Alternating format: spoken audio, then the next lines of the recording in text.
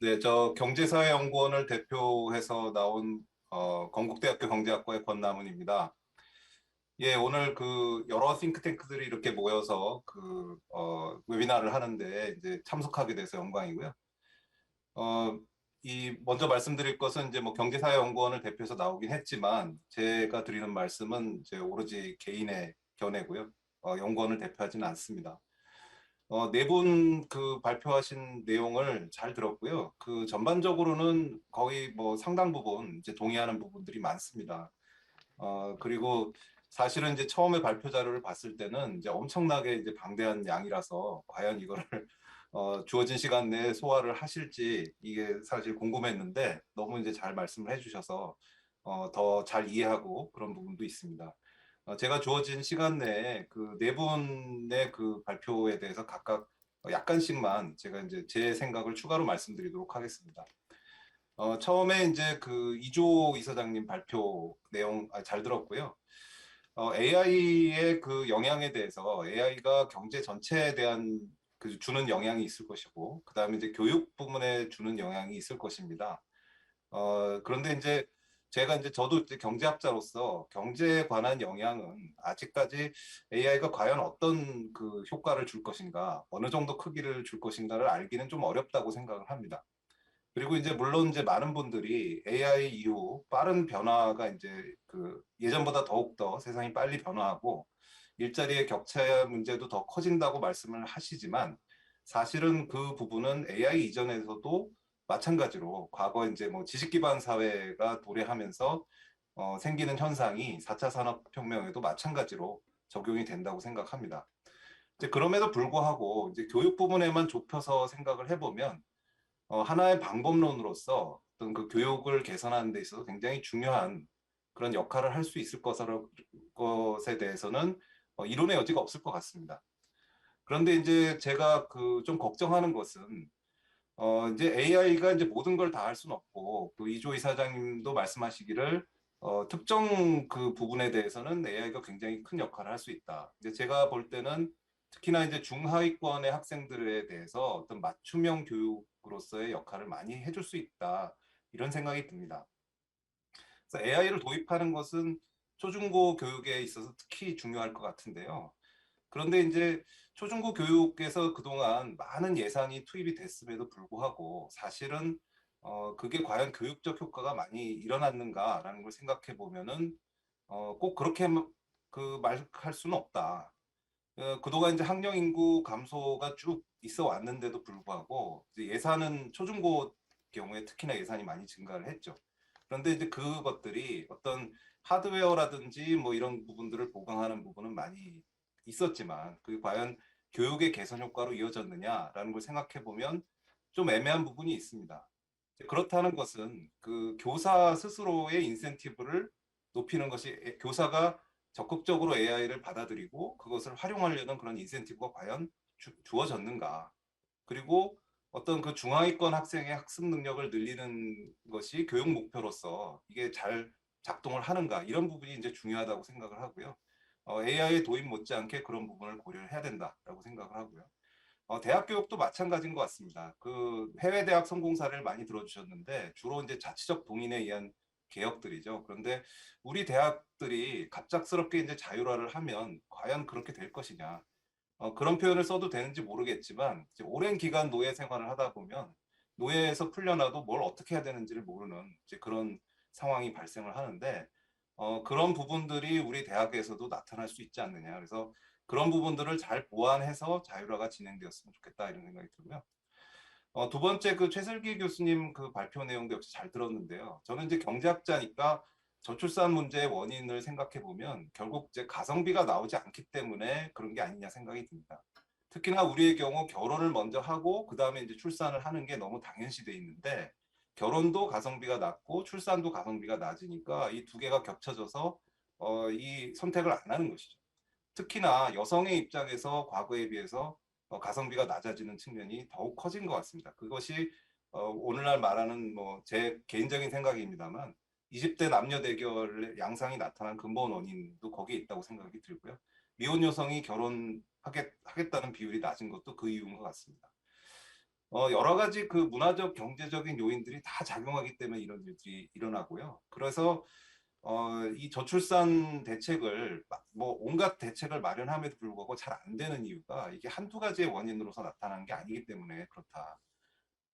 그렇다면 이제 정책 측면에서 보면 저출산 자체를 정책으로 막는 그런 대책이 있을 것이고요.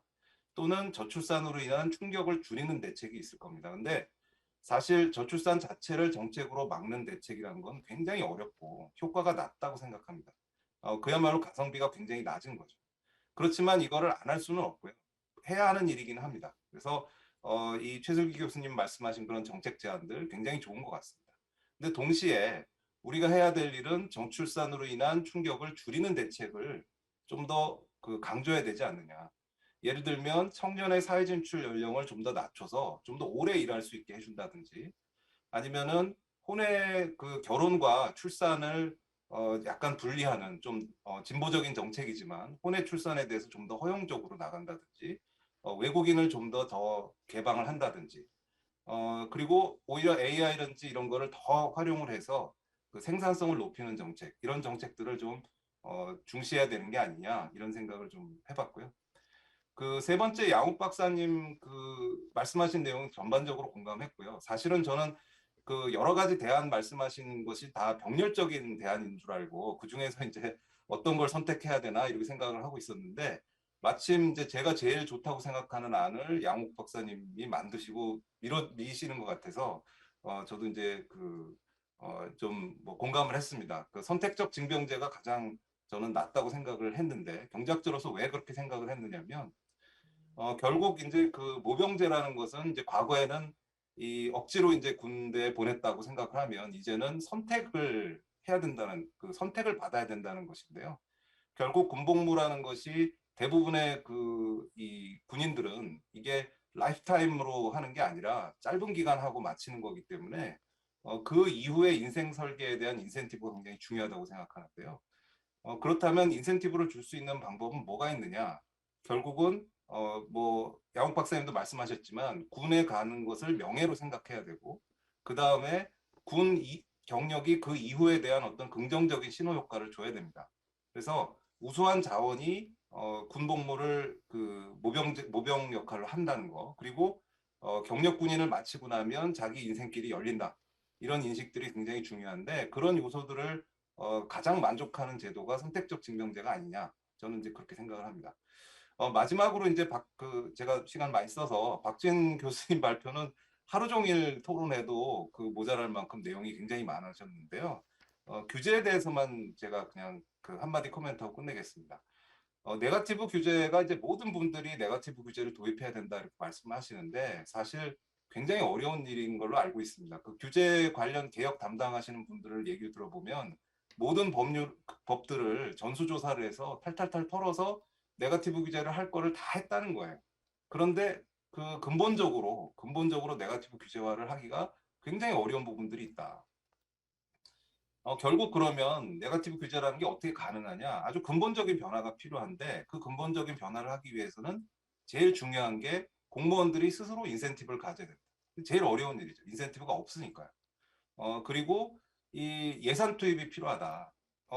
제가 이제 규제 개혁을 할 때 그 돈이 좀 필요하다 이러니까 어떤 분들이 규제 개혁이 무슨 돈이 필요하냐? 그냥 규제 개혁하면 되지. 이거 그냥 그 규제 개혁 빌미로 돈 많이 가져가려고 그런 거 아니냐? 이런 말씀하시는 분들이 있어요. 저는 그게 굉장히 공짜 근성이라고 생각합니다. 이 규제 개혁도 굉장히 그 노력이 필요하고 돈이 필요하고요. 그런 면에서 그 정부 부처 개편 얘기를 많이 말씀해 주셨는데 사실은 이 부처라는 게 뭐 꼭 개편한다고 해서 큰 그 효과가 없다고 저는 생각을 하지만 어떤 부처가 생기면 그게 그 부처의 미션이 정해지고 그 미션에 대해서는 상당히 그 긍정적인 효과가 있다고 생각합니다. 그런 면에서는 규제 개혁이 정말로 중요하다고 생각하면 규제 개혁을 하는 부처가 있어야 된다고 생각하고요. 그리고 거기에 자원이 투입이 돼야 그래야 개혁이 가능하다 이렇게 생각을 합니다. 너무 많이 말씀드린 것 같아서 이 정도로 토론을 마치도록 하겠습니다. 감사합니다. 예, 건남훈 교수님 감사합니다. 다음은 김희삼 광주과학기술원 교수님의 토론이 있겠습니다. 7분 내외로 발표해 주시면 감사하겠습니다. 네, 오늘 네 분 발제 잘 들었고요. 그리고 정현우 대표님 반갑습니다. 네. 우선 오늘 행사가 청년이 주도하는 이라고 되어 있는데, 사실 발제는 우리 기성세대 중심으로 이루어졌었고, 다만 이제 토론에서 청년들의 어떤 얘기가 나올지 저는 후반부가 기대가 됩니다. 그래서 저도 그냥 기성세대 입장으로서 그냥 청년 관점에서 네 분 발제를 듣고 어떤 포인트들이 와닿았을까? 나중에 청년들이 토론도 해주시겠지만은 제가 좀 와닿았던 부분들 중심으로 말씀을 드리도록 하겠습니다. 우선 이주호 교수님께서 대학의 위기는 청년에게 기회가 될 수 있다라고 말씀하셨는데 공감을 하고요. 그것은 이제 대학의 그 위기에 처한 대학들이 변화하고 혁신한다는 것을 전제로 하는 것이겠죠. 그랬을 때 이제 대학이 청년 혁신가의 요람이 될 수 있을 텐데요. 저는 그 KDI에서 10년간 연구위원으로 근무하다가 여기 광주과학기술원 지스트에 온 지 이제 만 6년이 됐습니다. 근데 왜 다른 학교보다 이 IST 대학을 제가 좀 골라서 오게 됐냐면 여기가 교육부의 이 규제나 간섭이 없는 편인 거예요. 네, 그래서 과기부 산하에 있고 과기부는 주로 대학을 지원해주는 입장이지 연구나 교육은 알아서 하라는 식입니다. 그래서 여기서 굉장히 자유로운 교육 실험들을 할 수 있었던 것으로 좀 고맙게 생각을 하고 있습니다. 또 제가 KDI에서 주로 교육 문제를 많이 연구를 했는데 그때도 주로 경제학자들이 경제 문제를 연구하는 기관이다 보니까 경제학자가 교육 연구를 하는 것을 별로 간섭을 받지 않았습니다. 오히려 이제 고맙게 생각했죠. 그러다 보니까 뭔가 이렇게 교육부 산하의 어떤 정책연구기관에 있는 것보다는 훨씬 더 좋지 않았을까라는 생각을 하게 됐습니다. 이런 거에 오늘 우리 변화에 좀 핵심이 있지 않을까라는 생각이 들거든요. 그래서 저는 MIT도 보면 홈페이지에서도 우리가 대학의 사명이라고 이야기할 때 전통적으로는 교육, 연구, 사회봉사 이야기했는데 이제 사회봉사 대신에 혁신이라고 이렇게 못을 박아놨습니다. 그래서 사실은 혁신의 허브가 되는 것이 이 현재 대학은 가장 큰 이 사회봉사라 기여가 될 것이라는 거죠. 그런 점에서 박진 교수님께서 말씀하셨던 그 대학의 혁신 그리고 R&D를 위한 정부의 재정 지원이 그쪽에 좀 늘어야 된다라는 데 깊은 공감을 하고요. 그리고 제가 또 여기 지역에 있기 때문에 또 지방대학 현실들 좀 가까이서 많이 보게 되는데 교육 재정 교부금 제도에 대한 어떤 개선 또 지방대들 간의 어떤 수요자 선택을 통해서 좀 활로를 찾는 그런 방안에 깊이 공감을 하게 됐습니다. 그거 말고 제가 교육에 대해서 한 가지만 좀 덧붙이면은 청년 입장에서는 앞으로 미래에 다가올 세상 당장 지금 내가 어떻게 뭘 준비해야 되지부터 좀 막막하고 좀 불안할 텐데요. 그러다 보면 저희도 여기 이제 무학과로 출발해가지고 7개 전공 중에 선택하게 되어 있는데 200명 그 전교생 중에서 한 절반 정도가 전기전자 컴퓨터 전공을 선택하고 있습니다. 이제 그쪽이 그냥 그 유망하다고 생각하는 것이겠죠. 그렇게 저는 좀 학과의 어떤 그 전공 정원 제한 같은 것도 좀 과감하게 좀 풀어줄 필요가 있다는 생각이 들고요. 그리고 좀 그 대학도 좀 대별화해서 이렇게 융복합 학과나 스쿨 중심으로 좀 재편해 나가는 것도 대학의 선택에 맡겨두면 좋겠다는 생각이 듭니다. 그리고 최슬기 교수님 발표에서 제가 굉장히 공감했던 것은 어떤 거냐면 그 2017년에 사실 이제 저도 지금 이제 저출산 고령사회 위원으로 그 일을 하고 있는데요. 그때 그 정책 좀 기조를 전환하면서 출산율 목표를 좀 지양하고 이제 삶의 질을 좀 높이는 그런 쪽으로 정책 기조를 바꿨습니다.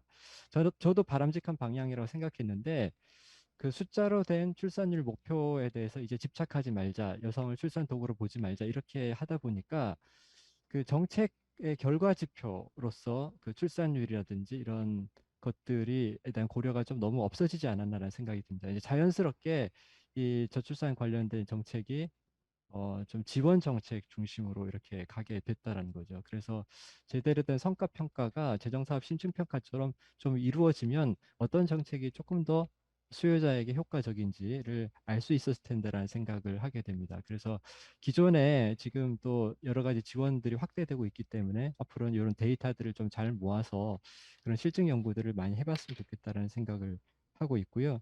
그리고 최슬기 교수님께서 약간 뭐라 그럴까 소확행 내지는 심쿵 공약 비슷하게 좀 와닿는 이렇게 그 아빠 출산 휴가라든지 영유아 동반 우선 주차 뭐 이런 제도를 제안하셨는데 아이디어는 더 많이 나올 수 있다는 생각이 듭니다. 그리고 그 아빠 출산 휴가는 저는 들으면서 옛날에 세종대왕이 이렇게 관노비에게 여성에게는 산전 30일, 산후 또 90일, 그다음에 그의 남편 배우자에게도 산후 30일간의 휴가를 주도록 했던 그 정책이 생각이 났고요. 그래서 가족 친화 정책은 좀 세종처럼 해야 된다는 생각이 드는데 근데 그때도 한계는 있었죠. 그때도 보면 관노비 대상이었던 겁니다. 그래서 앞으로 이런 정책도 공공 부분에 그치지 않고 또 여성에 한정되지 않고 정규직 중심이 아닌 방향으로 모두가 누릴 수 있는 권리로 확대되어야 된다는 생각에 저도 깊이 공감을 하고요. 그리고 우리가 그런 인구 변동에 그 적응을 해야 되는 지금 시기가 됐는데 왜 이렇게 출산율 제고에 또 노력을 마지막으로 좀 기울여 봐야 되는가? 저는 앞으로 차기 정부하고 차차기 정부까지는 이 노력을 좀 힘있게 할 필요가 있다고 생각이 되는데요. 지금 주출산 연령 인구가 지금 한 900만 명 정도 되는데 이게 한 10년까지는 유지가 되다가 10년 후가 되면 700만 명대로 주저앉게 됩니다. 그래서 지금 마지막 골든타임이라고도 할 수가 있고 또 지금 시기가 청년으로서는 가장 힘든 시기입니다. 왜냐하면 청년들 취업률 같은 것들도 청년 고용이 굉장히 어려운 시기가 해소되는 것이 인구 구조상으로는 2030년 정도는 돼야지 해소가 될 것이다라고 보고 있거든요. 특히 코로나19까지 겹쳐가지고 아주 힘든 시기에 미래를 설계하기 힘든 시기에 이 청년을 중심으로 하는 이런 지원 정책들은 좀 과감할 필요가 있다는 생각을 하게 됩니다. 그리고 그 양옥 박사님 발제를 보면서 제가 느꼈던 것은 저도 그 미국에서 박사학위 논문 중에서 한 챕터가 이 징병제에 대한 것이었거든요. 그래서 미국에서도 보면 월남전 이럴 때 징병제가 시행이 됐었는데 그때 그 징병제로 징집돼 가지고 나중에 제대를 한 그 베테랑들이 그 이후에 어떤 삶의 궤적을 그리게 됐는가를 자원병으로 입대한 사람들하고 비교를 해본 연구였습니다. 그랬더니 굉장히 큰 차이가 있었어요. 그러니까 미국은 보면 베테랑에 대한 상당히 그 지원이 많습니다. 예를 들어서 뭐 대학원까지 다 공짜로 학비를 대주게 되고요. 그러니까 본인이 국가의 지원을 받으면서 이후의 커리어를 잘 설계해 나간다라고 하면은 그 돈을 안 들이고도 계층 이동을 할 수가 있는 그런 기회들이 열리는데 근데 그것을 자원병들은 적극적으로 찾아 먹었는데 징병제로 이 징집됐던 사람들은 커리어 디스럽션이 일어난 거예요. 별로 그런 기회를 활용하지 않았습니다. 그래서 모든 면에 있어서는 정말로 자기 선택이 중요하구나라는 생각을 하게 됐어요. 그래서 선택적 모병제든 선택적 징병제든 청년의 입장에서 선택할 자기 선택을 할 만한 제도를 만들어주고 그런 지원이 필요하다라는 것. 그리고 후기가 되게 중요하거든요. 우리가 왜 결혼 안 하고 출산 안 하느냐. 그걸 먼저 경험한 사람들 후기가 안 좋은 거예요. 그래서 청년들도 이런 제도가 설계됐을 때 그런 그 것을 선택해 가지고 경험을 해본 선배들의 후기가 괜찮더라고 하면은 이 제도는 앞으로 호응을 받을 수 있고 지속 가능할 것이라는 생각을 합니다. 마지막으로 박진 교수님 발제에서도 많이 배웠었는데요.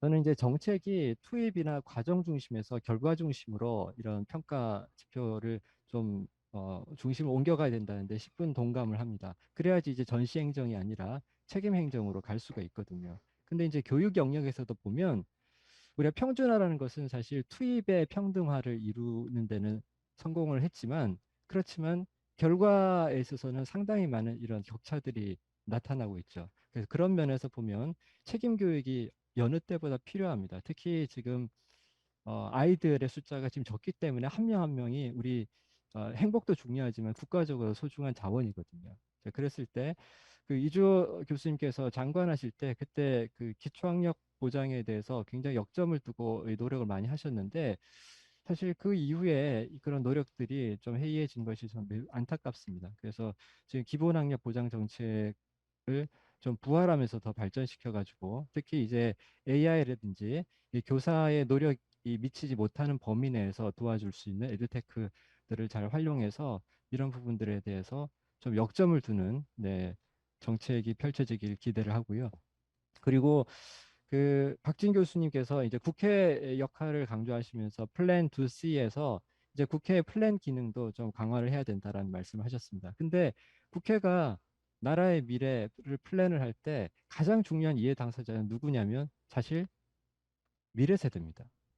그래서 지금 청년의 참여가 전 훨씬 더 늘어나야 될 거라는 생각을 하거든요. 그래서 이걸 뭐 미래 세대 상임위원을 하든 아니면 국회에 있어서 일정한 비율을 청년의 의석으로 채우는 그런 제도 개혁을 하든 보다 많은 참여가 필요할 거라는 생각을 하고요.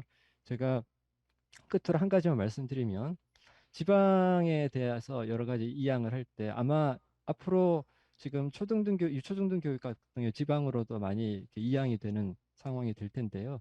이제 그렇게 했을 때 꼭 필요한 것은 이 통합과 대광역화가 아닐까라는 생각을 해봅니다. 그래서 그 발제하신 내용에 공감하신다는 말씀, 그래서 많이 배웠다는 감사 말씀 드리면서 제 토론 마치겠습니다. 고맙습니다. 네, 김희상 교수님 감사합니다. 최근에 또 교육 경제학 책을 출간하신 걸로 알고 있는데, 예, 아주 잘 읽었습니다. 고맙습니다. 다음은 박상욱 서울대 교수님 발표가 있겠습니다. 7분 내로 토론해 주시면 감사하겠습니다. 네, 안녕하십니까. 서울대 지구환경과학부 박상욱입니다. 저는 발표 아니고 토론입니다. 네. 토론자가 많으셔서 짧게 말씀드리겠습니다. 여러 주제로 흥미로운 발표 해주셨습니다만은 저는 주로 박진 교수님께서 발표하신 정부 개혁 방안, 그 중에서도 정부 조직 개편안에 좀 비중을 두고 말씀을 드리겠는데요. 특히 이조 이사장님께서 발제해 주신 부분하고 연결된 부분입니다. 정부 개혁 굉장히 시급하죠. 지금 20세기 관리형 정부에 머무르고 있다는 말씀, 지적에 전폭적으로 동의합니다.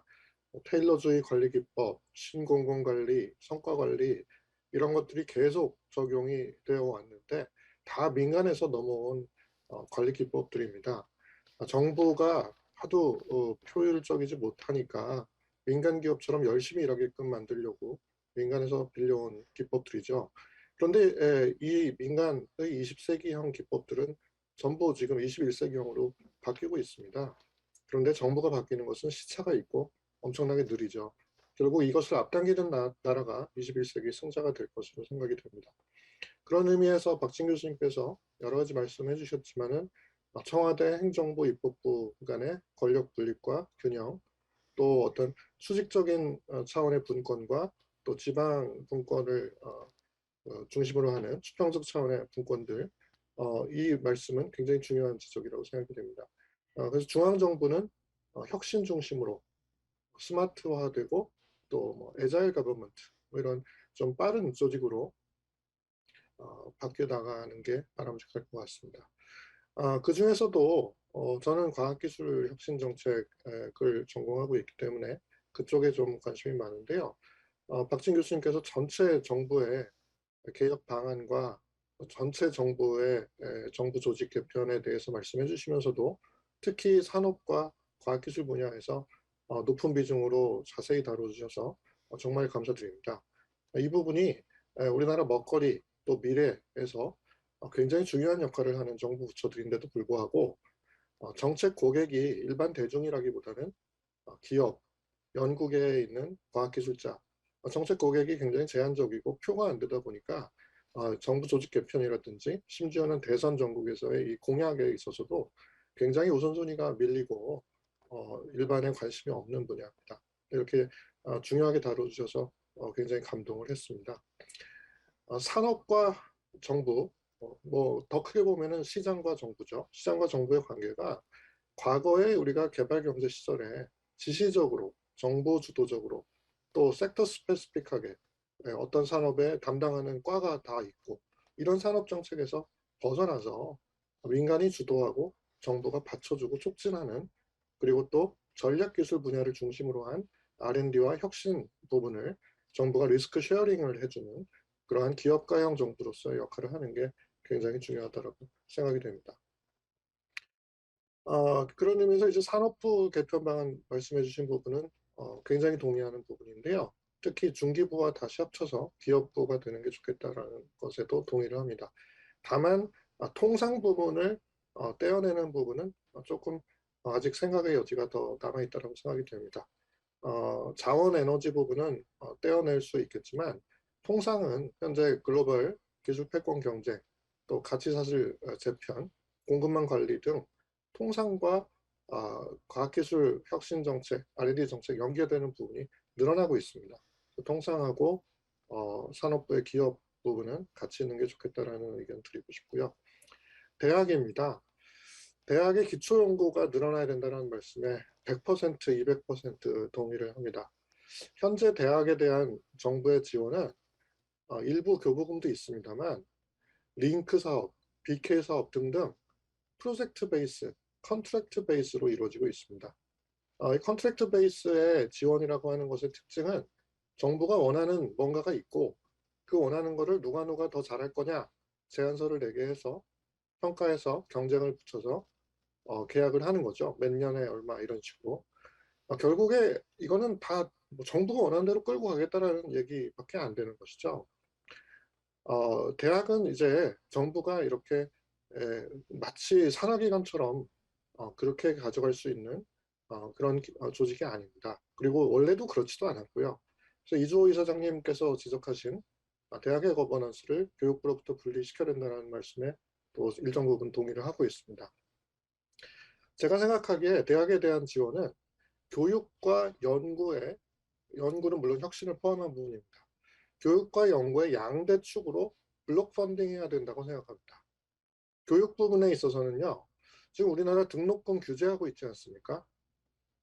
우리나라 대학이 국공립대와 사립대가 있지만 사립대라고 해서 자율성이 있는 건 아무것도 없거든요. 사실상 대학의 공영제가 운영되고 있습니다. 그렇다면 고등교육을 정부가 책임져야 되는 거죠.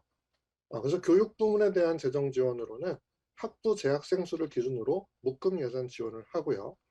연구 부문에 대한 블록 펀딩으로는 연구 역량과 연구 규모를 반영한 포뮬러 베이스로 수월성 기준으로 차등 지원해야 한다고 생각합니다. 이렇게 블록 펀딩하게 되면 각 대학이 그렇게 받은 묶음 예산으로 특성화라든지 자율적인 개혁에 나설 수 있을 것입니다. 이렇게 블록 펀딩을 하는 걸 전제로 한다면 교육부에 있는 대학을 관리하는 몇 개의 부서들은 총실과 같은 중립적인 기구 또는 부처로 이전할 수 있을 것이라고 생각이 됩니다. 이 부분에 대해서는 이주호 이사장님과 박진 교수님 의견이 일치하는 것으로 보입니다. 저도 동의하는 부분입니다. 연구 지원 부분은 주로 연구 지원을 하는 곳으로, 즉 R&D와 혁신을 담당하는 부처로 일원화할 필요가 있습니다. 방금 김희삼 교수님께서도 말씀하셨는데 대학에 대한 연구 지원은 이공계에 대한 연구 지원뿐 아니라 인문사회계에 대한 연구 지원까지 포함해서 지금 여러 부처에 흩어져 있는데 R&D와 혁신을 담당하는 부처로 일원화하고 국가의 인재 정책이라고 하는 또 전략이라고 하는 부분을 한 군데로 몰아줬으면 하는 생각을 가지고 있습니다.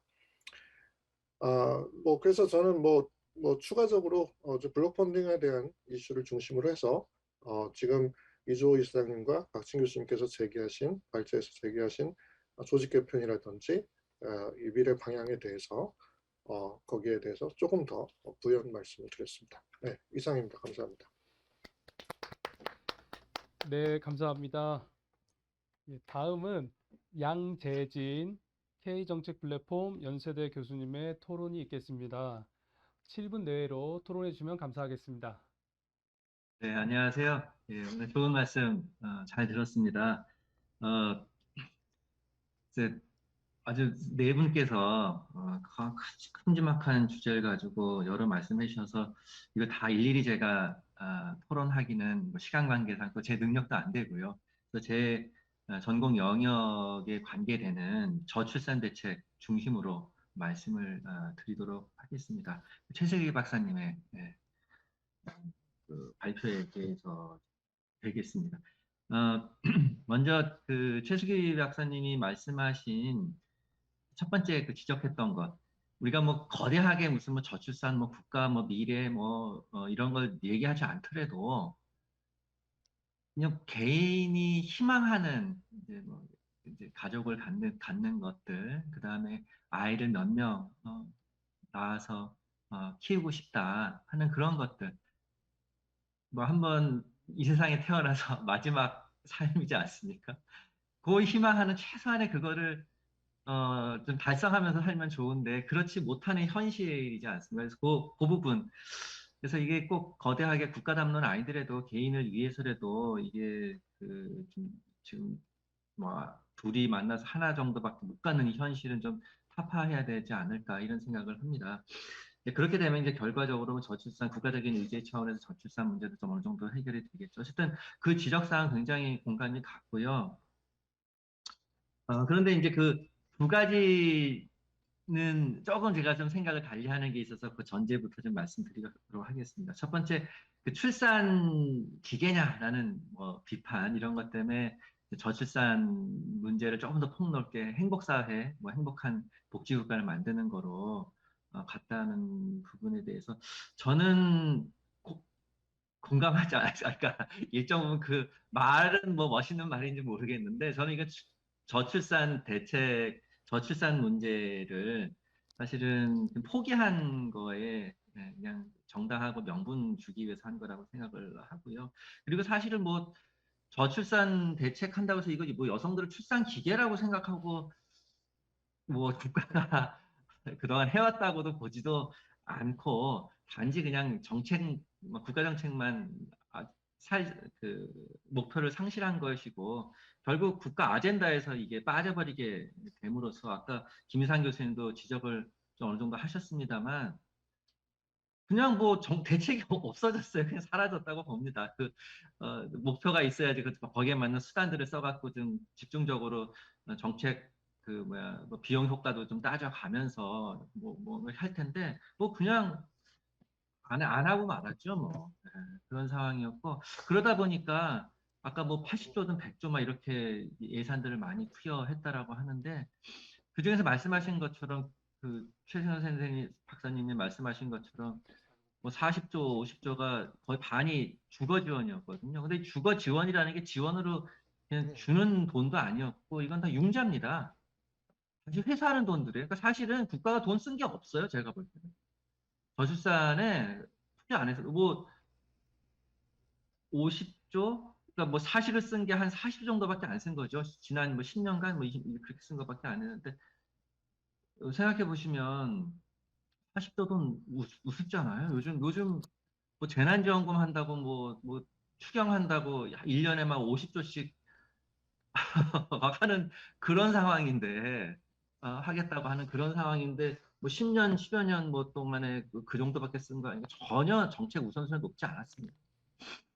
그렇기 때문에 앞으로 이 개인의 행복을 위해서도 또 국가적으로 가장 중대차한 문제 이곳에 이렇게 돈을 국가 예산의 우선순위를 높이지 않고 낮춰가고 있는 이 점은 타파를 해야 될 거라고 생각을 합니다.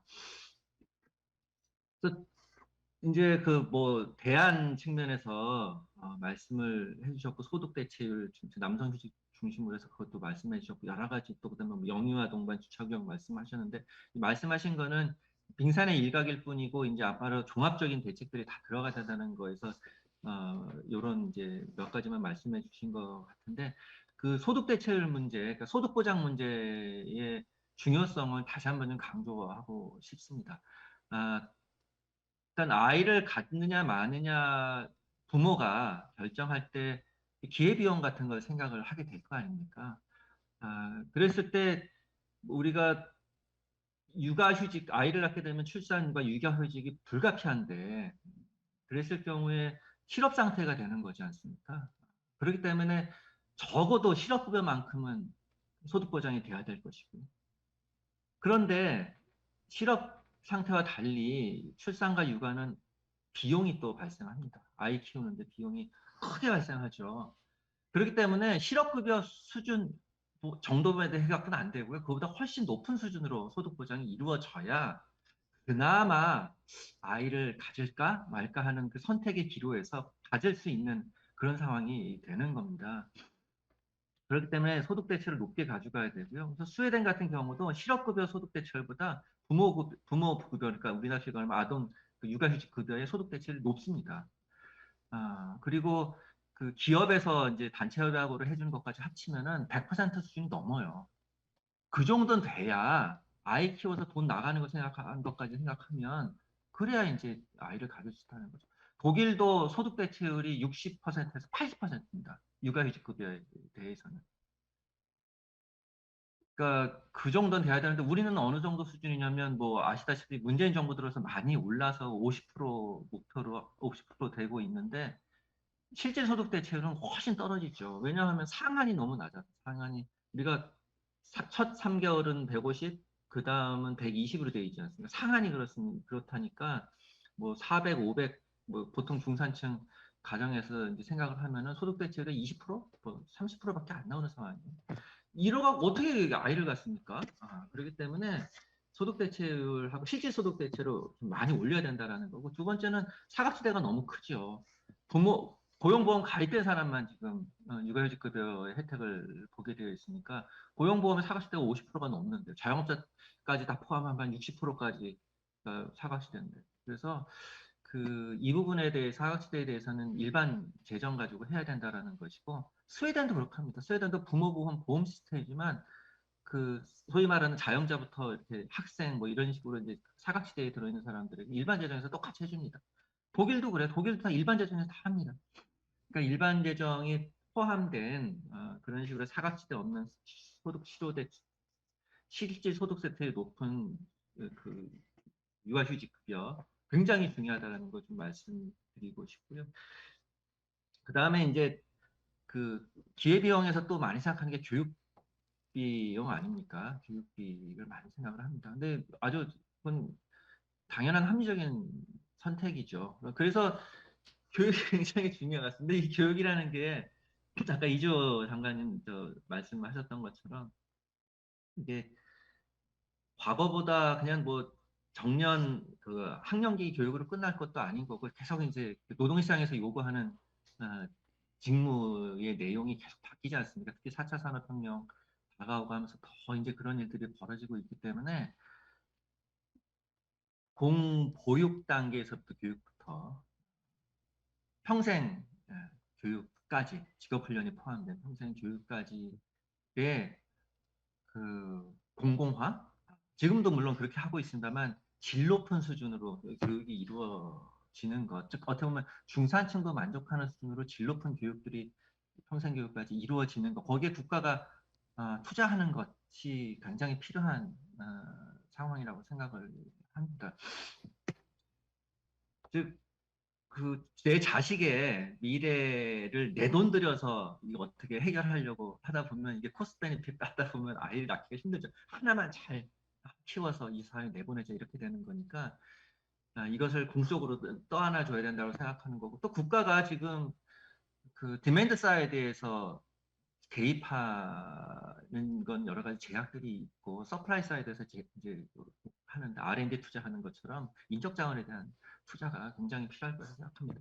중산층을 만족하는 공공교육이 돼야 사실은 사회 경제적으로 어려운 저소득 계층이라고 할까요? 그의 자녀들도 덩달아서 공교육, 또 공적으로 되는 직업훈련 교육의 혜택을 볼 수 있습니다. 즉 기회 평준화도 이룰 수 있는 것이기 때문에 이 부분도 굉장히 중요하다라고 봅니다. 그래서 아까 소득 대체율과 교육 부분에 대한 공적 투자를 확대하는 것, 대대적으로 확대하는 것, 이것은 굉장히 필요하다고 생각을 하고, 교육에 대한 투자 이거는 사실은 리턴이 나중에 이제 경제적으로도 오는 거 아닙니까?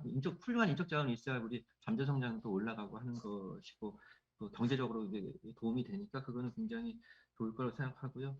한 가지 추가해야 될 게, 권남은 교수님이 이제 또 마찬가지로 공감을 하는데, 저출산 문제 이렇게 해서 어느 정도는 조금 반등을 한다 하더라도, 뭐 예를 들어서 독일 같은 경우에 2003년에 1.3 우리랑 똑같았다가 지금 1.6으로 올라섰습니다. 우리는 0.87로 84로 떨어졌고, 즉 반등이 가능합니다.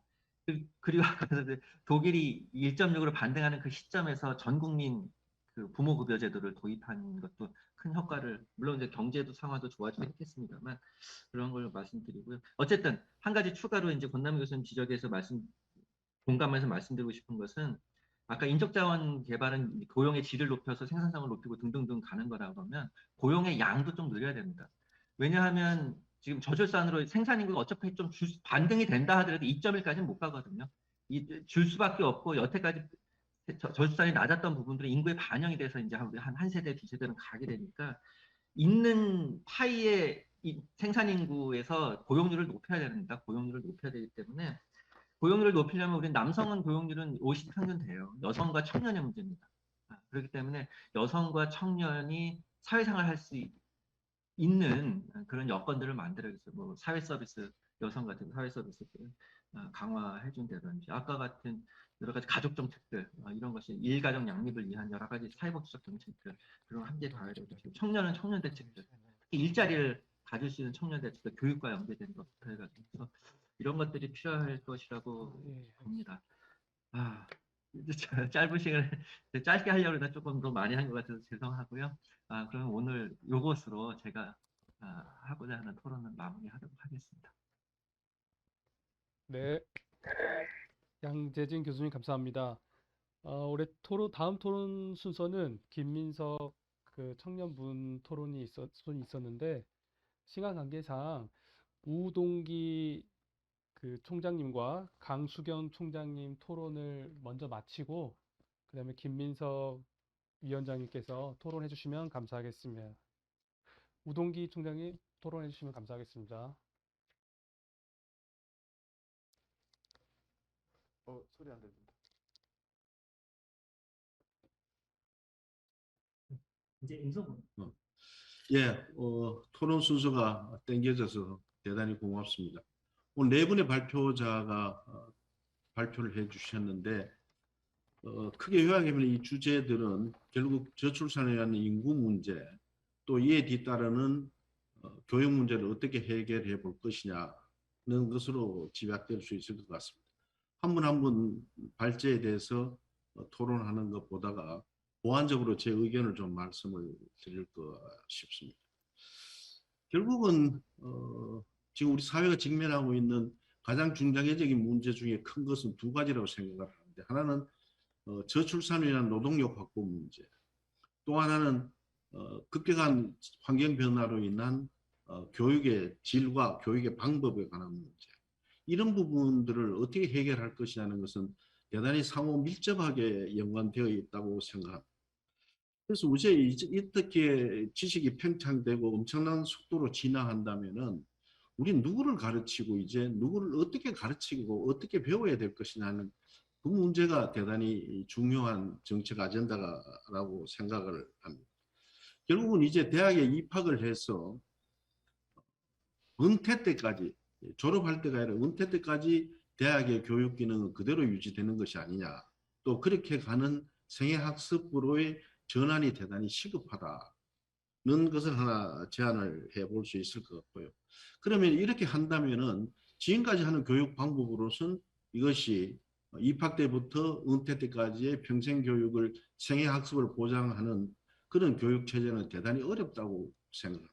이런 부분을 한다면 결국 사이버를 통한 또한 거기에 비대면 교육으로 인한 교육의 질적인 문제, 불평등의 문제는 우리 이주호 장관님이 제안한 AI를 중심으로 한 보완적 방법 이런 것들이 대단히 유효한 수단이 아니겠느냐 생각을 합니다.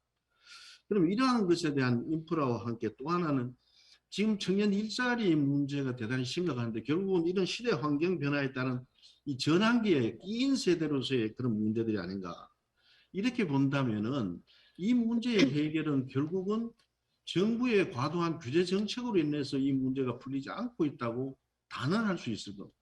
정말 이제는 정부의 규제가 특히 교육정책의 규제는 정말 일몰제에서 다시 재구조돼야 된다. 이 문제를 두고는 절대 해결할 수 없다는 그런 결론입니다. 자, 그렇다면 이를 위해서 국가 교육 시스템이 막 파괴적 혁신이라든지 대개조라든지 새롭게 설계해야 될 텐데 대단히 안타까운 것은 역대 대선에서 교육 문제와 저출산 인구 문제가 중요한 공약이나 이슈로 제기되지 않는 시기가 없었습니다. 그런데 이번 선거는 어느 후보도 교육 문제와 저출산 문제에 대해서는 언급을 하지 않고 있습니다. 어쩌면은 장기적으로 이 문제가 우리나라에 직면하고 있는 문제 중에 가장 큰 문제일 텐데 대단히 안타깝다. 늦었다 하더라도 오늘 이런 웨비나가 계기가 되어서 각 대선 후보들이 교육 문제, 인구 문제에 대한 한번 공약을 한번 발표할 수 있는 그런 계기라도 촉구를 해야 되지 않나 생각을 합니다. 자, 그러면은 지금 이런 시스템을 가지고 이런 교육 방법과 교육 대상을 가지고 또 저출산이 있는 문제로 할 때 어떻게 할 수 있겠느냐. 결국 노동력 부족 문제, 이 노동력 부족 문제가 인구 수로 해결이 못한다면은 한 개인의 생애 노동 시간을 늘려줄 수밖에 없지 않느냐. 그 생애 노동 시간을 늘려주는 방법은 OECD 국가 중에서 우리나라가 남성의 경우에는 입직 연령이 제일 높습니다. 3살에서 4살이 높습니다. 그럼 3살에서 4살이 높은 것을 줄여준다면은 대충 계산해도 인구 증가 효과가 30%를 가져올 수 있다. 이런 문제는 교육에서 풀어주면은 장기적으로는 저출산이 정부 정책으로 인해서 반등을 가져와야 되겠지만은 단기 중기적으로는 교육의 편제 개편으로 학제 개편으로 이 문제를 해결해 볼 수 있지 않겠나. 지금 6334로 된 이 학제 개편, 이 부분은 충분히 3년 이상을 줄일 수가 있다. 또 이것은 평생학습과 연계가 되기 때문에 우리가 예전에 170학점 이수하던 것을 지금 대학엔 120학점, 100학점 이수를 하고 있습니다. 꼭 1년 내에 2학기만 해야 됩니다. 학교 교육시설은 다 그대로 놀게 하고 또 4년 만에 꼭 졸업을 시켜야 됩니다. 이것이 다 규제에서 이해한 것입니다. 1년에 3학기도 충분히 할 수 있고 3년 안에도 졸업을 시킬 수가 있습니다. 그러면 유치원과 보육원을 통합한 유고 통합을 한다면 초등학교 입학 연령도 낮출 수가 있고 중고등학교 통합 과정을 거치다 거기 또 1년을 줄일 수 있고 이런 과정을 통해서 인구 저출산으로 인한 노동력 확보를 생애 노동 시간으로 전환하는 이런 적극적인 제도도 도입될 것이 되어야 될 것이고 대단히 이에 대한 검토가 이루어져야 될 것으로 생각을 합니다. 이 문제를 오늘 들으면서 저도 한 기관을 이끌고 있으면서 지금은 아파 출산 휴가를 열흘 줍니다. 정말 우리 대학부터라도 이것을 한 달로 확대하는 방안을 적극적으로 검토해 봐야 되지 않나 생각을 하고 있습니다. 근데 또 하나는 자, 지금 전부 때로는 오늘 우리 이주호 장관님 대단히 온화한 표현을 쓰셨는데 이제 교육부가 뭐 총리실로 이관이라는 문제보다는 때로는 교육부 폐지부터 주장이 되고 있는 이런 현상입니다. 정말 교육부가 이제 여성가족 교육가족부라는 문제로도 대안이 되겠지만은 폐지를 전제로 하는 재설계가 필요하다는 것을 한번 주장을 하고 싶고요. 거기에 따라서 얼마나 규제가 더 강화됐냐 하면은 저는 2005년에 대학 총장을 하고 2010년부터 18년까지 교육감을 8년 하고 다시 대학 총장으로 돌아왔습니다. 2005년에는 학교 재정 수입 중에 등록금이 차지하는 비율이 89%였습니다. 근데 지금 2021년에 총장으로 다시 돌아와 보니까 학교 재정 수입 중에 등록금이 차지하는 비율이 50%로 떨어졌어요. 어찌 보면 대단히 좋은 현상인데 이것이 49%가 어디서 깼구나 하면은 전부 프로젝트 베이스로 공모과제에 의해서 재정을 충당하도록 해놨습니다. 대단히 단기적인 제도. 그러다 보니까 대학은 규제 개혁이 아니라 규제가 온통 과제별로 규제가 뒤따르고 있어요. 이것이 대학을 지금 옥조르고 있고 대학이 지금 규제의 늪에서 헤어나지 못하니까 미래에 대한 설계도 할 수가 없는 그런 환경에 놓여 있다. 특히 지금 새 정부가 들었으면은 국가교육위원회가 발족이 됩니다. 국가교육위원회가 발족이 되면은 국가교육위원회와 교육부의 기능 정립도 새로 이루어져요. 어떻게 할 것인가? 또 지방분권이 더 확대된다면은 교육부와 지방교육청과의 관계는 어떻게 할 거냐? 대학은 정말 규제 없는 무규제 상태에서 놔두어도 이루어질까 말까 하는 따라잡을 수 있을까 말까 하는 그런 상황에서 대단히 참 어렵다. 그래서 유치원하고 보육기관의 통합이라는 이런 부분도 함께 고려하면서 교육의 규제 철폐 또 교육의 대상과 방법을 획기적으로 전환하는 것은 이러한 규제 철폐로서 이루어질 수 있다고 생각합니다.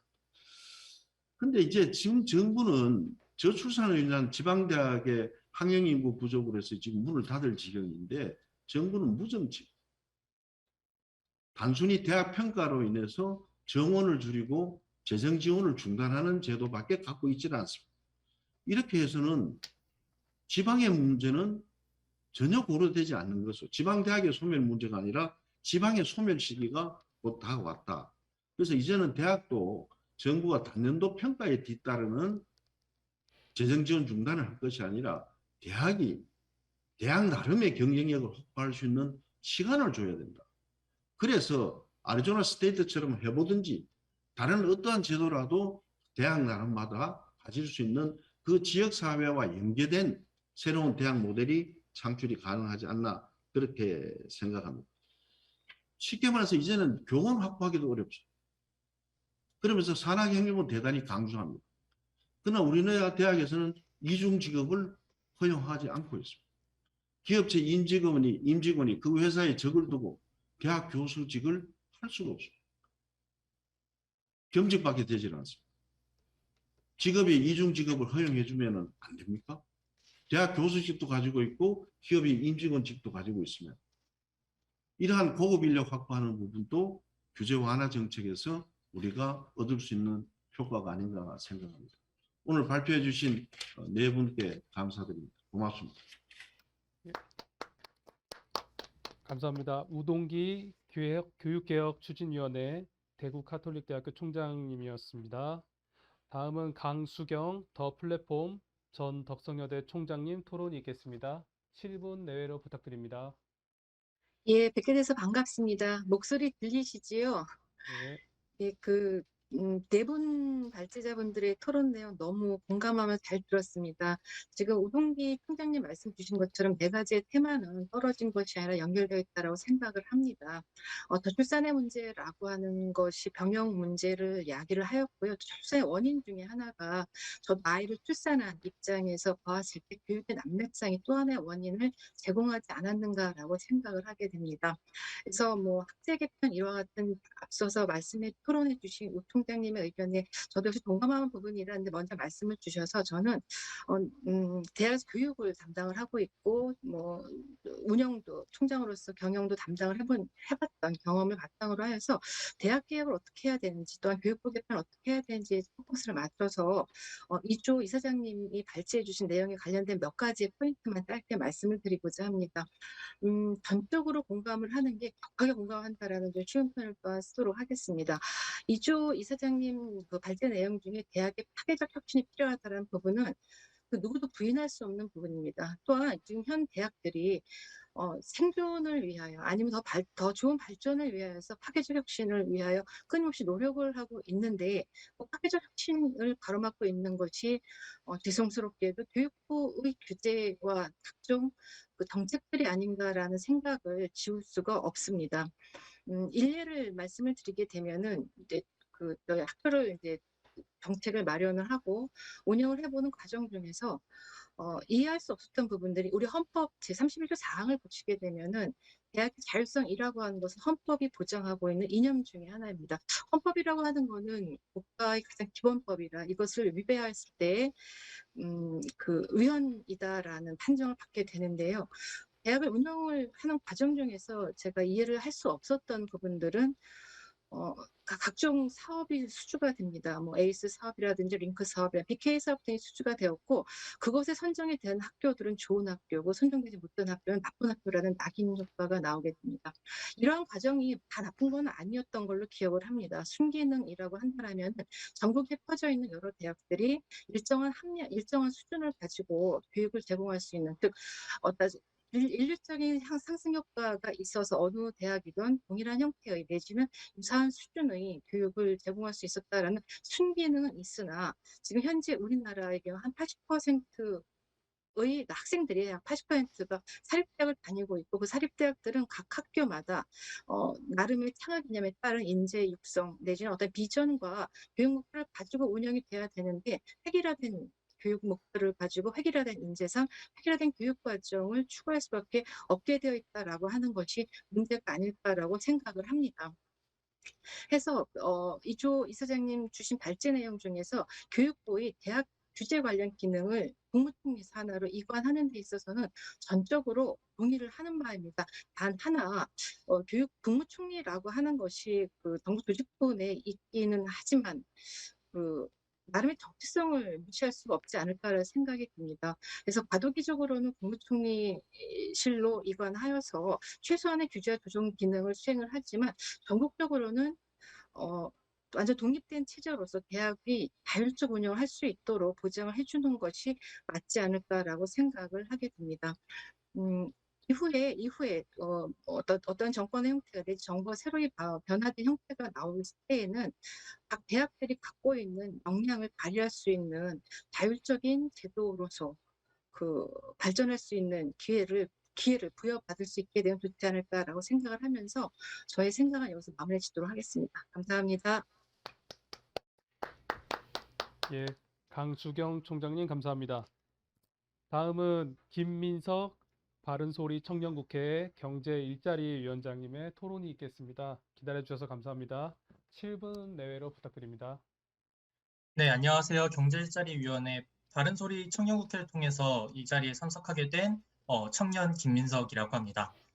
앞서 교수님들 중에 되게 공감이 됐지만 청년들한테도 공감이 됐을지 잘 모르겠다, 궁금하다라고 하셨던 부분이 계셨던 걸로 기억하는데 일단 저는 오늘 네 분의 설명을 들으면서 정말 많이 공감이 됐고 이런 부분들이 빨리 개선이 됐으면 좋겠다라는 생각을 할 수 있었습니다. 하나씩 이제 어떤 부분에 좀 더 공감을 했고 이런 부분에 좀 더 집중해 주셨으면 좋겠는지에 대해서 말씀을 드려보고 싶은데요. 먼저 이제 AI 교육혁명에 대한 얘기를 해주셨는데 말씀해 주신 것처럼 대학의 위기는 저희한테 기회라는 생각이 되게 많이 와닿고 있습니다. 특히 이게 대학뿐만 아니라 초중고를 다니면서 이전과 달라진 환경에서 좀 새로운 교육을 받을 수 있었던 것 같다는 느낌이 많이 들었어요. 과거에 학생들이 많이 있었을 때는 이제 선생님들께서 학생들한테 집중할 수 있는 환경이 아니었을 텐데 그런 학생 수가 줄어드는 과정에서 저희가 좀 더 얻을 수 있는 것도 많았고 아니면 코로나 같은 특수한 환경이 새로운 교육 방식을 제공해 주면서 위기인과 동시에 저희한테 새로운 기회가 될 수 있었는데 그럼에도 불구하고 조금 아쉬운 점이 있었다면은 딱히 대학 교육 방식에는 변화가 있을 수 있었지만 대학 교육 내용이나 그런 전반적인 절차 같은 거에 변화를 크게 느끼지 못했습니다. 그러니까 지금 대학교를 다니고 있지만 지금 대학교보다 사립이었던 고등학교를 다녔을 때 뭔가 조금 더 이전과 다른 교육 방식이 적용됐다라는 걸 볼 수 있었는데 이게 앞선 교수님들께서 계속 말씀을 해주셨고 저보다 교수님들이 더 잘 알고 계시겠지만 학교가 자유롭게 변할 수 없는 환경에 놓여져 있다고 생각을 합니다. 가장 대표적인 예시가 입시 방법이 아닐까 생각하는데 제가 생각하는 바람직한 방법은 정시로 모집한 학생들이 더 능력이 좋다라고 생각되면 학교에서는 정시 비율을 늘리고 수시로 모집한 학생들 비율이 더 학생들의 능력이 좋다라고 생각하면 수시 비율을 늘리는 자율적인 방법이 있는데도 불구하고 현재 우리나라의 환경을 보면 정부에서 수시 비율을 높여라 하면 높여야 되고 정시 비율을 높여라라고 하면은 높여야 되는 환경에 놓여져 있다고 하는데 이게 대학의 자율성이 얼마나 적은지를 잘 보여준 단적인 사례가 아닐까라고 생각을 했습니다. 그래서 사실 이러한 정부에서 평가를 하고 그 평가 기준에 맞춰서 대학이 움직여야 되는 상황 속에서 되게 많은 변화가 이루어질 수 있는 환경임에도 불구하고 실제로 변화를 느끼지 못하는 게 되게 아쉬웠는데 그런 부분에 대해서 어떻게 개선할 수 있는지에 대해서 말씀해 주셔서 되게 좋았던 것 같고 그리고 조금 더 제가 개인적으로 관심이 갔던 부분은 영유아기부터 시작하는 AI 교육 지원에 대한 얘기가 되게 흥미롭게 와닿았습니다. 그러니까 아직 AI 교육 혁명이 기술적으로 당장 적용하기 어려운 부분이 있겠지만 그럼에도 불구하고 여기 관심이 있었던 부분은 저희가 이제 더 좋은 대학에 들어가고 더 좋은 고등학교에 들어가서 공부를 하는 것도 물론 이제 공부를 하는 과정이 중요하겠지만 어린 시절에 어떤 공부 습관을 들이고 어떤 환경에서 자라왔느냐가 학생한테 좀 많은 영향을 준다고 주변의 학생들이나 지금까지 학교를 다니면서 느꼈던 것 같은데 현재 상황에서는 안 좋은 가정 환경에서 태어나면 그 환경에 귀속될 수밖에 없지만 만약에 이사장님께서 말씀해 주신 그런 AI 교육 혁명이 영유아기 학생들한테 적용될 수 있다면 아마 아주 좋은 방향으로 변화를 이끌어올 수 있지 않을까라는 기대를 했습니다. 그리고 이제 저출산 정책에서 되게 공감이 많이 됐던 부분은 아이를 낳고 싶은 생각이 줄어드는 것도 문제이지만 아이를 낳고 싶어도 낳을 수 없는 상황이 문제다라는 거에 대한 강조를 해주셨던 게 정말 저희 입장에서 공감이 많이 됐던 것 같아요. 그러면서 많은 교수님들께서도 말씀하셨듯이 결혼의 리스크와 출산의 리스크에 대해서 말씀을 해주셨는데 청년 입장에서 느끼는 가장 큰 리스크는 복직에 확실히 되지 않는다는 점인 것 같아요. 그러니까 아이를 양육하는 과정에서 일을 못해서 소득이 끊기는 것도 문제지만 육아휴직 이후에 다시 회사에 들어갈 수 없다는 것도 엄청나게 큰 리스크고 그게 가장 큰 리스크가 아닐까라고 생각을 합니다. 현재 저희가 취업을 하기도 어려운 상황인데 취업을 한 다음에 육아를 위해서 휴직을 한다고 했을 때 회사에서 복직을 시켜주면 다행이지만 복직을 시켜주지 않아서 다른 회사에 다시 취업을 해야 되는 상황이다라고 하면은 안 그래도 어려운 취업을 2번 혹은 그 이상 준비를 해야 되는 현상이 나타나게 될 텐데 이런 상황 속에서 육아를 하고 아이를 낳는다는 행동이 엄청나게 큰 리스크로 청년들한테 다가올 거라고 생각을 합니다. 현재 이제 육아휴직을 보장해주기 위해서 다양한 제도나 노력들이 존재하고 있고 그게 공공기관을 중심으로 조금 확장돼 나가고 있다는 느낌이 들기는 하지만 이게 공공기관에 한정돼 있고 저희가 사기업을 다닌다고 하면은 그런 혜택을 누릴 수 없기 때문에 이런 부분이 해결되지 않는다면 앞으로도 저희가 결혼을 하고 아이를 가진다라는 생각을 할 때 항상 큰 고민을 안고 그런 결정을 내릴 수밖에 없을 것 같다는 생각이 들어서 그런 부분에 대한 해결책도 많이 고민을 해주셨으면 감사할 것 같습니다. 그리고 이제 마지막으로 말씀해 주셨던 정부기 개혁에 대한 내용 중에서 개인적으로 항상 생각하던 게 있는데 한번 고려해 주셨으면 하는 부분이 있어서 말씀을 드리자면 정부에서 늘려야 되는 부분과 줄여야 되는 부분에 대해서 되게 여러 가지를 설명해 주셨는데 그중에 제가 생각했던 것 중 하나는 일자리를 직접 공급하는 걸 줄여야 되지 않나라는 개인적인 생각을 가지고 있었습니다. 주셨던 내용 중에 일자리를 늘리기 위해 기업에 돈을 지원하는 것을 줄여야 된다라는 말씀을 해주셨지만 그것과 동시에 공공 부분의 일자리, 공기업 같은 일자리가 되게 좋은 일자리가 많이 존재해서 학생들이 그 부분에 되게 관심을 많이 가지고 좋은 대학에 다니고 있는 학생들은 꼭 공무원 시험을 준비한 학생들이 되게 많은 비율을 차지하고 있습니다. 근데 이게 과연 사회 경제 구조를 봤을 때 좋은 현상이냐라는 의문이 가끔 들 때가 있는데요. 그러니까 대기업과 공기업 그리고 중소기업이 있을 때 학생들이 중소기업을 선택하지 않고 공공기업으로 가게 됩니다. 우수한 학생들이 공기업으로 간다는 얘기는 그만큼 중소기업에는 비교적 그런 능력을 갖추지 못한 학생들이 간다는 얘기고 이런 구조 속에서 중소기업이 아무래도 좋은 인력을 확보하지 못해서 구조적으로 좀 더 성장하기 어려운 상태가 양상되고 있지 않는가라는 개인적인 의견이 있어서 혹시 이런 부분도 어떤 현상을 불러일으키는지에 대해서 조금 더 한번 관심을 가져주셨으면 좋겠다는 생각이 들었습니다. 오늘 좋은 얘기 들려주셔서 감사합니다. 네, 김민석 위원장님 감사합니다. 다음은 이준형 자유주의 청년 네트워크 청유 이사님의 토론이 있겠습니다. 7분 내로 부탁드립니다. 네, 안녕하세요. 이준형이라고 합니다. 우선 네 분의 발표 너무 잘 들었고요. 예, 저는 지금 그 단체에서 청유라는 단체에서 이사를 맡기도 하지만 저는 지금 중앙대학교에서 헌법을 전공하고 있고 또 지금 박사과정 입학을 앞두고 있는 학생이기도 합니다. 그래서 오늘 네 분의 교수님 그리고 이사장님의 발표가 많은 공부가 되었고 예, 이 중에서 제가 오늘 간단하게 코멘트를 드릴 수 있는 부분은 이제 저출생 문제하고 AI 교육혁명 관련해서 좀 말씀을 드리고자 합니다. 우선 저출생 문제는 지금까지 우리 사회에서 가장 매운맛의 지원 정책이라고 한다면 직접 현금으로 살포하는 정책이라고 생각을 합니다. 그동안 우리 저출생 문제를 해결하기 위해서 많은 현금을 실질적으로 직접적으로 지원해 왔고 심지어 저희 누나도 얼마 전에 출산을 했는데 그 출산 지원금을 많이 받고 있습니다. 지자체나 국가에서 많이 받고 있는데요. 이러한 것들이 이런 정책들이 지원되는 그 결과가 근데 과연 어떤 결과로 이어졌는지가 저희는 주목해 봐야 될 것 같습니다. 저는 이 결과가 실패를 했다라고 생각을 하는데요.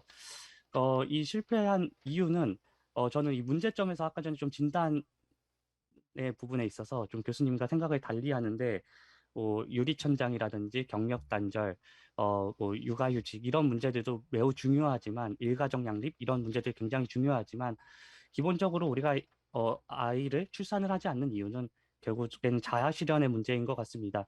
아까 전에 토론자분 중에서도 이제 가성비라는 단어를 쓰셨는데요.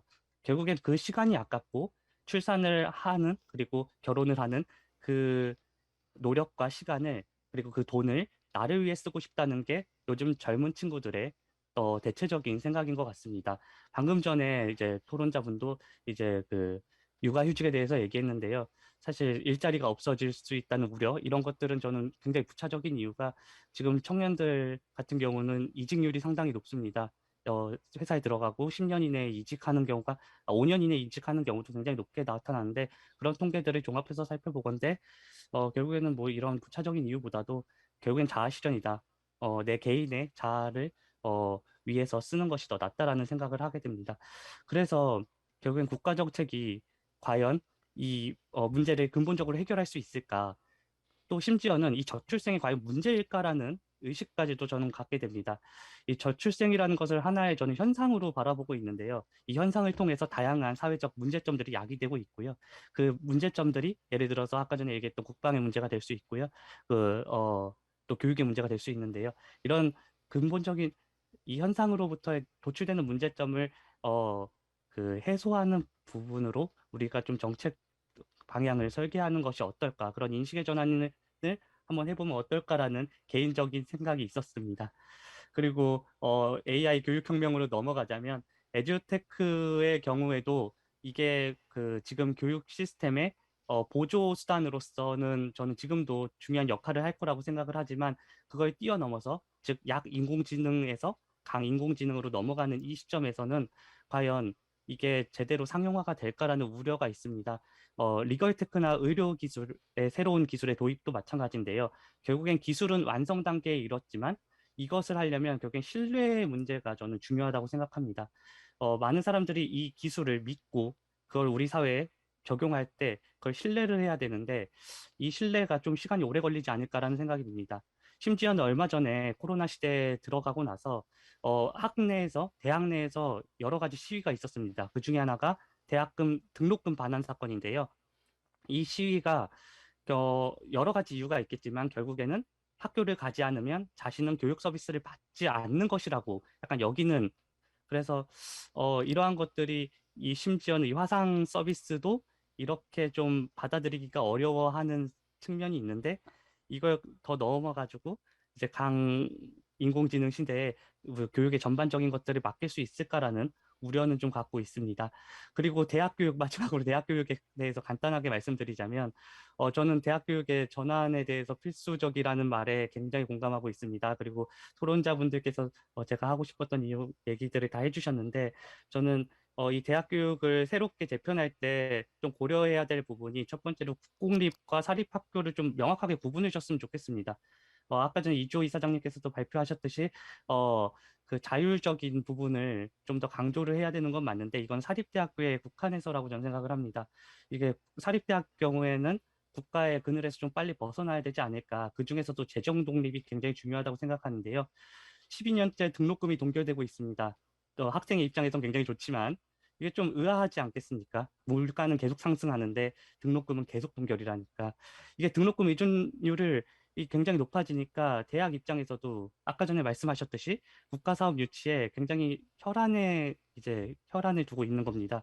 그러다 보니까 이 국가가 원하는 대학상, 획일화된 교육 그런 걸로 자꾸만 가고 있는데요. 학생의 입장에서는 학교마다 이 다양한 선택지가 좀 있었으면 좋겠고 또 학교의 그 이념과 목표에 따라서 다양한 교육을 받고 싶은데 오히려 그런 것들이 획일화된 교육 때문에 조금 우리 교육 경쟁력도 무너지는 게 아닌가라는 생각이 들고 국공립대학은 반면에 우리 국가가 지향하고 있는 그런 정책에 발맞춰서 갈 필요는 있다. 그래서 과감하게 교육이랑 연구 분야에서 교육 분야를 좀 포기하더라도 기초 학문이라든지 연구 분야를 조금 더 중심적으로 가져갈 필요가 있지 않을까. 왜냐하면 이거는 이제 학력 인구의 감소로 인해서 어찌됐든 간에 대학 정원을 계속 줄여나가야 될 때 국공립 쪽에서 오히려 리버럴 아츠 스쿨 같은 코스를 둬가지고 한 100명 내로 확보를 좀 줄여가는 이런 과정들이 좀 있으면 조금 더 합리적인 전환이 되지 않을까라는 개인적인 생각을 갖고 있습니다.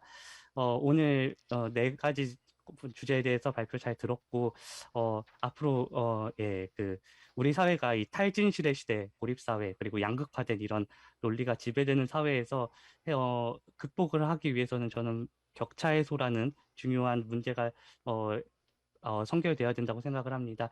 그에 있어서 저는 이 혁신이라는 게 굉장히 중요하다고 생각을 하는데 앞으로 이 다양한 측면에서 혁신이 좀 활발하게 이루어지는 사회가 되기를 바라면서 제 토론은 여기서 마무리 짓도록 하겠습니다. 네, 이준영 이사님 감사합니다. 다음은 장인협 지방자치연구소 4개에 계신 선생님께서 토론 있겠습니다. 예, 안녕하십니까. 예, 지방자치연구소 4개 장인혁입니다. 우선 네 분 말씀 잘 들었습니다.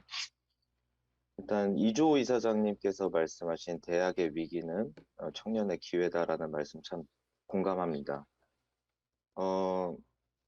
대학 교수 한 명이 감당해야 되는 학생의 그 비율이 있을 겁니다.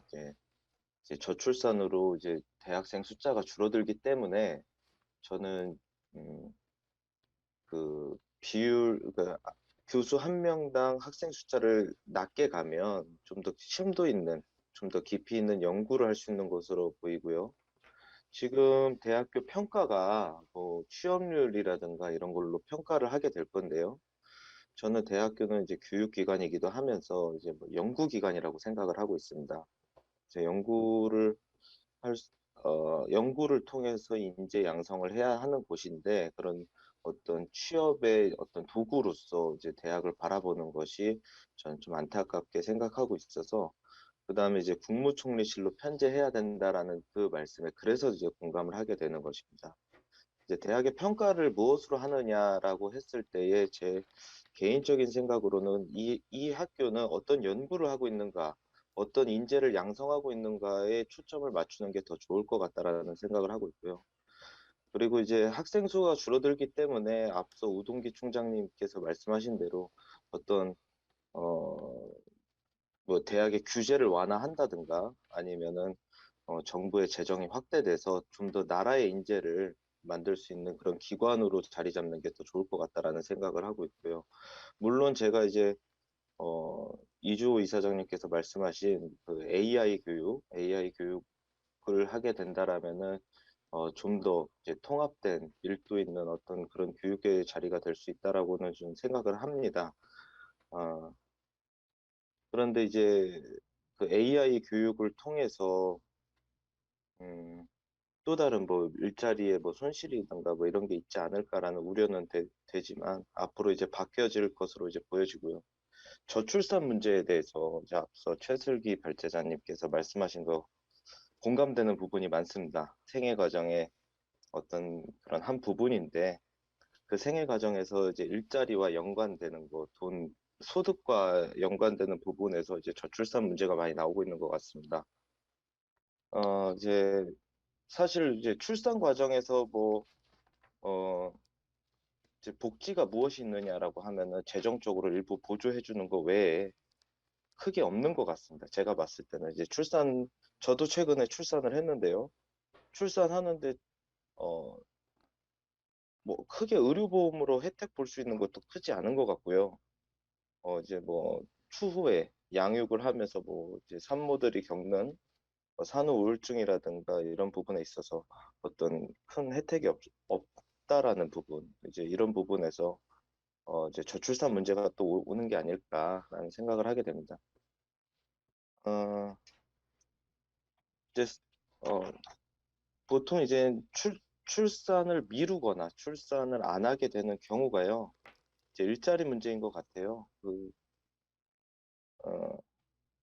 예, 일자리 부분인데 육아휴직이라는 제도가 있어도 그 기업에서 육아휴직이라는 제도를 계속 2번, 3번 썼을 때 기업 입장에서는 좋아하지 않는다라는 거 그런 문제도 있고요. 또 육아휴직을 끝나고 복직이 되었을 때에 어떤 양육을 하면서 일을 겸할 수 있는 그런 제도나 뭐 어떤 시간적 여유가 생겨나질 않습니다. 그래서 이제 출산을 포기하고 일자리를 선택하는 경우가 있는 거죠.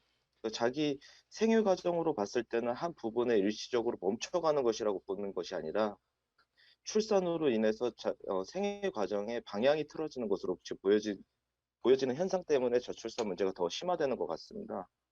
그래서 이제 한 가지 제안을 드리자면 경력 단절된 사람들이 그 직장에 복직을 했을 때의 어떤 자율시간 운영제라든가 밀도 있는 근무를 할 수 있게 뭐 재택근무라든가 뭐 어떤 겸할 수 있는 것을 해주신다라면은 출산에 좀 더 도움이 될 수 있다라는 생각을 하게 됩니다. 다음으로는 양육연구원님께서 이제 말씀해 주신 것 중에 저는 적극 공감하는 것이 징병제 35만 명 이야기입니다. 그 기계화 전투를 하게 됐죠. 이제는 점점 기계적인 전투를 하기 때문에 사람의 인력이 그렇게 많이 필요하지 않는 군대 문화인 것 같고요. 그래서 이제 지금도 사실 저는 병사 숫자가 많다라고 생각하는 사람 중에 하나입니다. 그 다음으로는 선택적 징병제, 이건 저는 처음 알게 되었는데 이 부분에 대해서 정말 아이디어가 좀 좋다라고 저는 생각을 하게 됐고요.